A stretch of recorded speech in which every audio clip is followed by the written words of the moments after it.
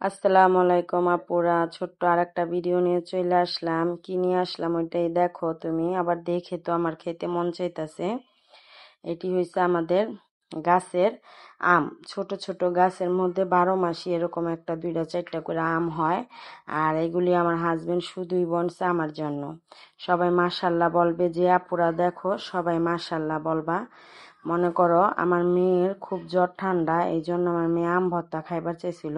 তো সেদিন খোলা মোড়ায় গেছিলাম, পরে আসার সময় ঘাটে দেখি আম ভর্তা বিক্রি করতেছে। পরে আম ভর্তা আনছি, মনে করো 50 টাকার আম ভর্তা মনে করো একটুখানি দিছে, যেটা মনে হয় দাঁতের কোনা লাগিয়া থাকবো। আমার বেটা কয় 400 টাকা কেজি আম, অসিজনের আম। কি করো, মেয়ের জন্য নিয়ে আসছি। পরে মেয়ে খাবে, আবার ছোট পোলা চিলাচিলি লাগাই দিছে। পরে মনে করো আমাদের গাছে 3টা আম ছিল, তিনোটাই একই সাইজের। পরে তিনোটাই নিয়ে আসলাম আইনা, তারপরে ভর্তা বানাইছিলাম 2টা, দেখা গেছে অনেকটি। পরে যখন ময় মশলা দিয়া সব দিয়া ভর্তাটা মা খাইছি, তখন একটুখানি হয়ে গেছে। পরে আবার বাকি টুক দিছি, ওইটা ভিডিও করা হয় নাই।